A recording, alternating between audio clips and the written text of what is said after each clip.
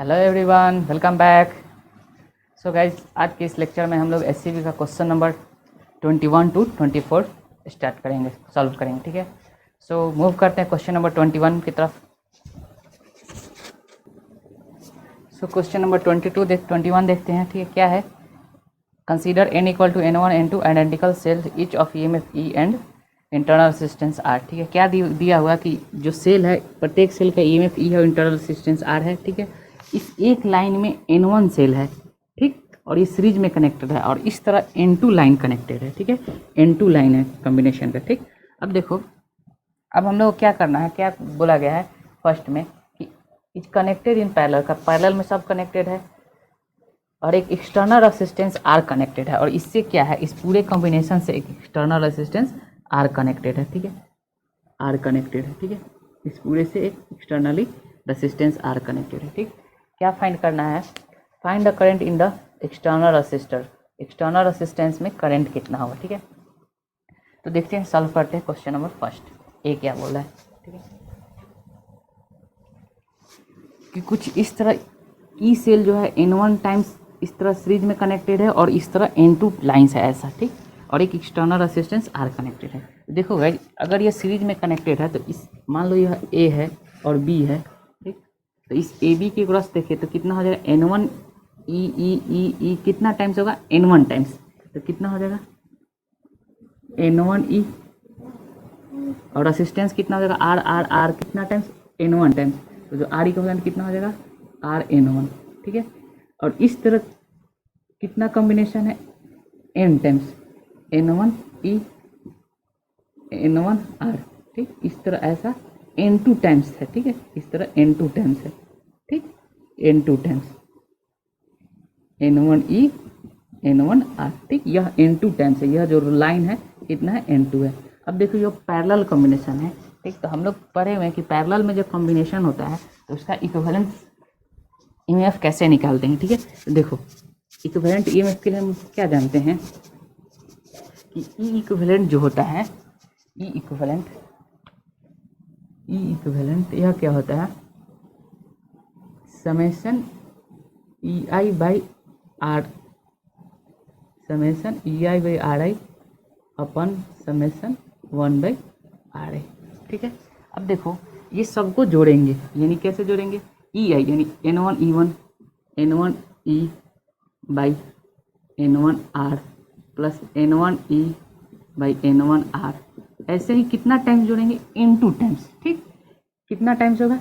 N2 times. ठीक है, N2 times, ठीक है, upon 1 by R plus 1 by कितना? N1 R plus 1 by N1 R, ये भी क्या, कितना टाइम होगा? N2 times. ठीक है, N2 टाइम्स, क्यों? क्योंकि यह N2 पैरेलल में कनेक्ट है, N2 लाइन्स है पैरेलल में कनेक्ट है।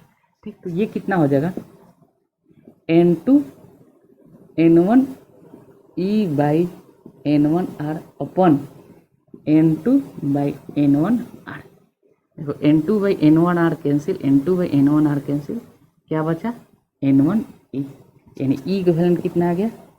E इक्विवेलेंट N1 E आ गया। ठीक, यानी कि क्या बोल सकते हैं, इस पूरे कॉम्बिनेशन के बदले हम लोग एक इक्विवेलेंट रेजिस्टेंस लगा सकते हैं, कितना? N1 E के बराबर। ठीक है, बराबर लिखते हैं N1 E। ठीक, अब R इक्विवेलेंट कितना हो जाएगा? तो 1 बाई R इक्विवेलेंट क्या होगा? 1 by N1 R plus 1 by N1 R, कितना टाइम्स? ऐसे N2 टाइम्स, तो ये होगा कितना? N2 बाई N1 R, तो R इक्विवेलेंट कितना हो गया? N1 R बाई N2, इतना हो गया R इक्विवेलेंट। ठीक, यानी क्या बोल सकते हैं, इस पूरे कॉम्बिनेशन को हम लोग एक सिंपल बैटरी और R इक्विवेलेंट से हम लोग रिप्लेस कर सकते हैं। ठीक है, तो क्या करते हैं, अब जो मेरा जो सर्किट था, जो पहले वाला जो सर्किट था, उसको हम लोग सिंपली रिड्यूस कर सकते हैं। एक N1 E EMF और इंटरनल रेजिस्टेंस कितना हो जाएगा? N1 R बाई N2, और इससे एक एक्सटर्नल रेजिस्टेंस जुड़ा हुआ है R। ठीक है, इससे एक एक्सटर्नल रेजिस्टेंस जुड़ा हुआ है R। अब देखो, अब करंट कितना, इससे कुछ करंट फ्लो करेगा, तो I क्या हो जाएगा? E battery EMF upon total resistance, तो ये सीरीज में है, तो क्या हो जाएगा? N1 E upon R plus N1 R by N2। ठीक है, ये इतना करंट आ गया। ठीक है, तो ये हो गया क्वेश्चन नंबर A। ठीक, अब देखो क्वेश्चन नंबर बी में क्या दिया है, क्वेश्चन नंबर बी देखते हैं। Question number B, question number B में क्या है, assume that n1 and n2 can be continuously vary. Find the relation between n1 and n2 and r small r for which the current in r is maximum. इसमें क्या हो, current maximum है, ठीक है। तो सर्किट तो मेरा final circuit equivalent circuit तो यही होगा, ठीक है। अब इस करंट को हम लोग मैक्सिमाइज करना चाहते हैं। देखते हैं क्वेश्चन नंबर बी, अब इसका बी देखते हैं, 21 का बी। अब क्या बोल रहा है कि इस करंट को मैक्सिमाइज करना है, ठीक। तो क्या रिलेशन होगा n1 n2 और ये दोनों r में, ठीक है। तो देखते हैं, तो मेरा करंट क्या आ गया, आई आ गया, ठीक। अब देखो इस आई को हम लोग क्या लिख सकते हैं, आई को बी नंबर क्वेश्चन है, ठीक। इस आई को क्या लिख सकते हैं और सिंप्लीफाई कर दें तो क्या हो जाएगा, n1 e by n2 r plus n1 r sorry small r n1 r by n2, ये क्या हो जाएगा n1 n2 e by n1 r plus n2 r, ठीक। ये i बराबर आ गया n1 n2 e by n1 r plus n2 r, ठीक। अब सॉरी कैपिटल है यहाँ पे n2 के साथ कैपिटल है। अब हम चाहते हैं इस करंट को मैक्सिमाइज करना, ठीक। तो मैक्सिमाइज करने के लिए देखो यहाँ पर n1 और n2 को वेरी करना है, ठीक। तो हम लोग डिफ्रेंशिएट तो कर सकते हैं, ठीक है, r के रिस्पेक्ट में कर सकते हैं, ठीक है। अब देखो क्या करेंगे हम लोग कि इसको क्या बोल सकते हैं, जैसे कि हम लोग इसको रूट के फॉर्म में, जैसे कि a प्लस बी का होल स्क्वायर क्या होता है, a square plus 2ab plus B square, ठीक। तो a प्लस बी को होल स्क्वायर को क्या लिख सकते हैं हम लोग, a plus A square plus B square क्या लिख सकते हैं, a प्लस बी के होल स्क्वायर माइनस 2ab, ठीक। इस कंसेप्ट को हम लोग यहाँ यूज कर लेते हैं, ठीक है। इस कंसेप्ट को हम लोग यूज कर लेते हैं, ए स्क्वायर प्लस बी स्क्वायर, इसको क्या लिख सकते हैं, रूट ए स्क्वायर प्लस बी स्क्वायर, ठीक है, या प्लस में है, ठीक है, या एक और कंसेप्ट है, या इसी को हम लोग लिख सकते हैं सिमिलरली क्या लिख सकते हैं, a माइनस बी का whole square equal to A square minus 2ab plus B square. तो यहाँ से क्या आ जाएगा, देखो यहाँ से A square plus B square equal to क्या हो जाएगा, a माइनस बी के whole square minus 2ab plus 2ab, ठीक, ये आ गया, ठीक है। तो हम लोग इस फॉर्मेट को यूज कर देते हैं, ठीक। इसको हम लोग क्या लिखेंगे, ऊपर को एज इट इज रहने देते हैं, n1 n2 e बाई, इसको हम लोग क्या देखते हैं, root n1 r plus root n2 r का होल स्क्वायर, ठीक, रूट लगा दिया minus sorry plus 2 root n1 r n2 r, ठीक है, ऐसे लिख सकते हैं इसको, ठीक है। अब देखो इसको ओपन भी करेंगे, यहाँ माइनस होगा, ठीक है, माइनस होगा, ठीक है, ये वाला रिजल्ट, ये वाला हम लोग यूज किए हैं, ठीक है, ये वाला, ठीक। इसको ओपन भी करेंगे तो हम लोग सेम रिजल्ट आएगा, ठीक। अब हम लोग करंट को मैक्सिमाइज करना, आई को मैक्सिमाइज करना, तो आई मैक्सिमम कब होगा, जब डिनोमिनेटर क्या होगा, मिनिमम हो, डिनोमिनेटर क्या हो, मिनिमम हो, ठीक है। देखो डिनोमिनेटर मिनिमम करने के लिए हम लोग क्या करेंगे, ठीक, स्क्वायर वाले टर्म को क्या करेंगे, जीरो कर देंगे, ये टर्म जीरो हो जाएगा तो करंट क्या हो जाएगा, मैक्सिमम होगा। ये तो जीरो होगा नहीं क्योंकि सब वैरी कर रहा है, सब कुछ ना कुछ नंबर होगा, बट ये जीरो हो सकता है, यानी क्या आया, for maximum I, for I max क्या होगा, root n1 r minus root n2 r equal to zero. तो यहाँ से क्या आ गया, n1 r equal to n2 r, this is the required condition और करंट टू बी मैक्सिमम होने के लिए यह रिक्वायर्ड कंडीशन है, ठीक है guys. So I hope question समझ में होगा। मूव करते हैं नेक्स्ट क्वेश्चन की तरफ। सो मूव करते हैं क्वेश्चन नंबर 22 की तरफ। क्वेश्चन नंबर 22 क्या रहा है, स्क्रीन पर डिस्प्ले हो कर रहा है, ठीक। क्या दे रहा है, एक 100 वोल्ट का बैटरी है, इसके सीरीज में 10 किलो ओम का रेजिस्टेंस लगा हुआ, और यह जो सिस्टम है इसको सेट किया गया है एक एक्सटर्नल सोर्स को करंट सप्लाई करने के लिए, और जो रेजिस्टेंस एक्सटर्नल रेजिस्टेंस का वैल्यू है वो लेस देन इक्वल टू 100 ओम है, ठीक है। तो क्या बोल रहा है कि find the value of, find its value, इस कंस्टेंट करंट का वैल्यू क्या होगा, ठीक है, ताकि यह सप्लाई कर सके, कांस्टेंट करंट सप्लाई कर सके, ठीक है। क्या लिखा है, if R is not greater than 100 ohm the current through it is constant, ठीक है, up to two significant digit find its values. Current का वैल्यू क्या है, ठीक है, कांस्टेंट, बेसिक यह कांस्टेंट करंट का प्रिंसिपल है। कांस्टेंट करंट कहने का क्या मतलब है कि कांस्टेंट करंट सोर्स क्या होता है, एक ऐसा सोर्स होता है जो कांस्टेंट करंट सप्लाई करता है, लोड कुछ भी हो जाए, ठीक है। तो इसके लिए क्या कंडीशन हो सकता है, हम लोग वही देखते हैं, ठीक। इस क्वेश्चन में हम लोग क्या देखेंगे कि जो आइडियल करंट सोर्स होता है जो करंट सप्लाई करता है, ठीक है, वो किस पे डिपेंड करता है, क्या होना चाहिए, ठीक है, देखते हैं। अब देखो यह रेसिस्टेंस आर है, ठीक। अब अगर आर को हम लोग 1 ओम लेते हैं, सपोज कर लो सबसे कम R, suppose R equal to 1 ohm लेते हैं, तो ये कितना हो जाएगा, आर इक्वलेंट कितना हो जाएगा 10 किलो में, यानी 10,000 प्लस 1 10,000 1 ओम, ठीक। तो यहाँ से आई कितना आ जाएगा, इस केस में आई जो सप्लाई करेगा बैटरी सोर्स, आई क्या हो जाएगा वी बाई आर।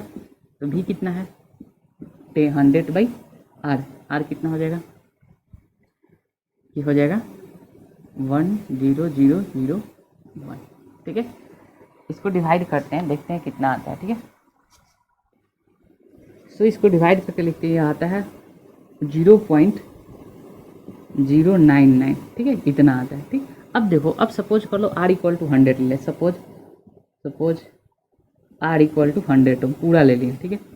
इससे तो कम ही रहेगा, तो इस समय आर इक्वलेंट कितना हो जाएगा 10,000 प्लस 100 कितना हो गया 10100, ठीक है, इतना ओम, ठीक। इस कंडीशन में आर क्या हो जाएगा V by R, R equivalent, तो वी कितना है 100 अपॉन आर कितना हो जाएगा 10100, ठीक।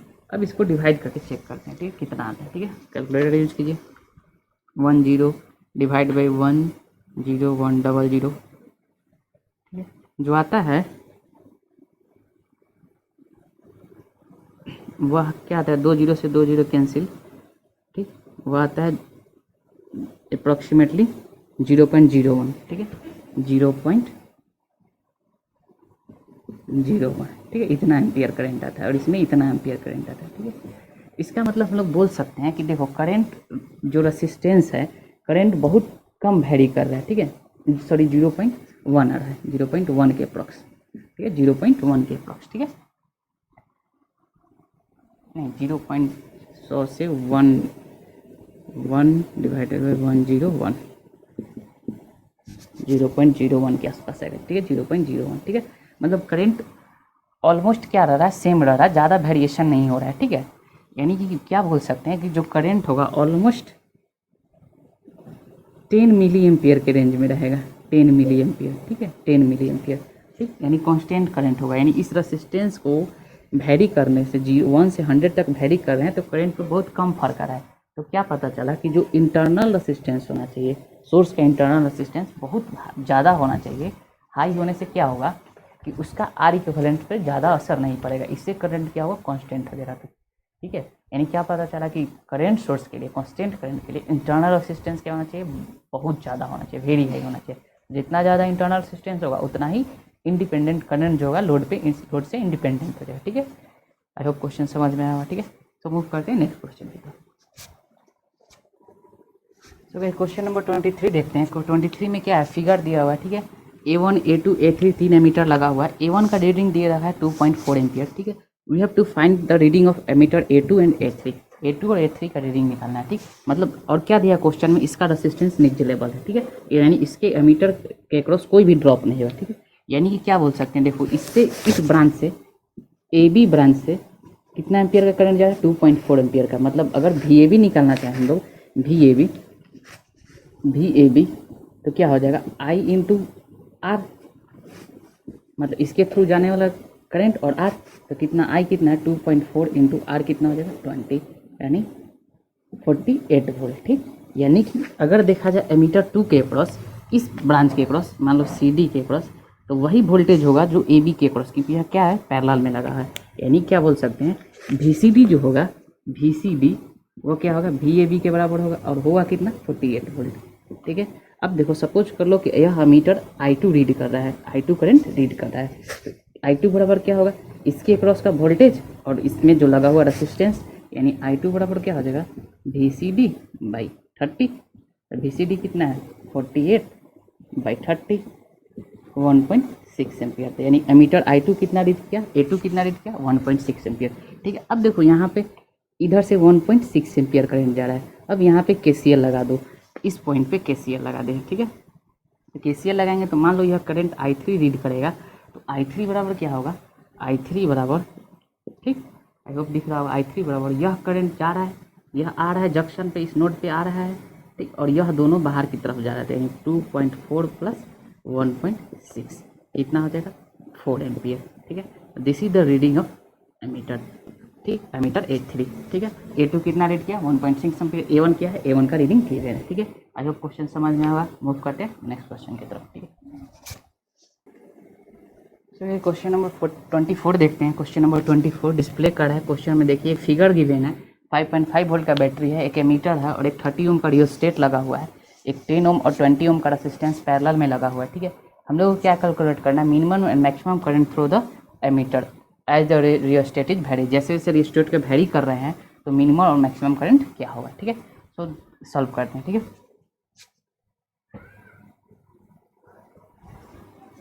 देखो गाइस क्या होगा, जब मिनिमम के लिए I बराबर क्या होता है, I बराबर V/R। ठीक, तो करेंट मिनिमम कब होगा, जब R मैक्सिमम हो जाएगा, I मिनिमम वेन R क्या हो जाएगा मैक्सिमम हो जाएगा, R जब मैक्सिमम हो जाएगा तो I मिनिमम हो जाएगा। ठीक, अब R मैक्सिमम के लिए क्या होना चाहिए, रियोस्टेट 30 का पूरा 30। ठीक है, अब देखो इसका पहले यह जो पैरेलल कॉम्बिनेशन है इसको हम लोग क्या इक्विवेलेंट रिप्लेस कर सकते हैं, 10 × 20/10 + 20 कितना हो गया 200/30, यानी 20/3 ओम, 20/3 ओम। यानी कि क्या बोल सकते हैं, इस दोनों रेसिस्टेंस के बदले यहाँ पे हम लोग एक रेसिस्टेंस लगा देते हैं 20/3 ओम का, 20/3 ओम का। ठीक है, इतना लगा देते हैं। ठीक, अब देखो, अब R को मैक्सिमम करना है, मतलब पूरा का पूरा रियोस्टेट क्या होना चाहिए, यहाँ ना हो के बल्कि ये 30 एम्पियर सीरीज में है, तो पूरा 30 ओम का रियोस्टेट होना चाहिए, तब तो R इक्विवेलेंट ज़्यादा आ जाएगा। तो अब इस केस में R इक्विवेलेंट कितना हो गया, ये केस फर्स्ट ले लेते हैं। कब, जब हम लोग मैक्सिमम मिनिमम करंट निकाल रहे हैं उस समय क्या होगा, R मैक्सिमम हो जाएगा। तो R इक्विवेलेंट कितना हो जाएगा 20/3 + 30, 20 + 90/3, यानी R इक्विवेलेंट कितना आ गया 110/3 ओम। I मिनिमम कितना होगा, I minimum V/R equivalent, V कितना है, V कितना 5.5 वोल्ट, 5.5/R इक्विवेलेंट 110 × 3। ठीक है, इसको करते हैं, कितना आता है 5.5 / 110 × 3, यह आता है 0.15 ampere, 0.15 ampere. This is the minimum current. ठीक है, अब देखो मैक्सिमम के लिए क्या करेंगे हम लोग, मैक्सिमम करंट के लिए क्या करेंगे, रेसिस्टेंस क्या होना चाहिए for I max, case 2 for I max resistance क्या होना चाहिए, R मिनिमम होना चाहिए। R मिनिमम के लिए क्या होना चाहिए, यह पूरा यहाँ पर होगा, मतलब 0 ओम का होगा, रेसिस्टेट एकदम 0 ओम लगा होगा, यानी जो रेजिस्टेंस का वैल्यू क्या हो जाएगा, यह 0, यानी अब यह जो स्लाइडर होगा यहाँ ना करके यहाँ रख देंगे। ठीक, तो R इक्विवेलेंट कितना हो गया 20/3 ओम। ठीक, तो I max कितना हो गया V/R इक्विवेलेंट, यानी V कितना है 5.5/20/3। इसको सॉल्व करेंगे तो आता है, सॉल्व करके चेक कर लेते हैं, 5.5 / 20 × 3, तो ये आता है 0.82 एम्पियर। ठीक है, this is the maximum current और this is the minimum current. ठीक है, आई होप आप लोगों को क्वेश्चन समझ में आएगा। ठीक है, फिर नेक्स्ट लेक्चर में हम लोग क्वेश्चन नंबर 24 to 28 डिस्कस करेंगे। ठीक है, तब तक के लिए धन्यवाद।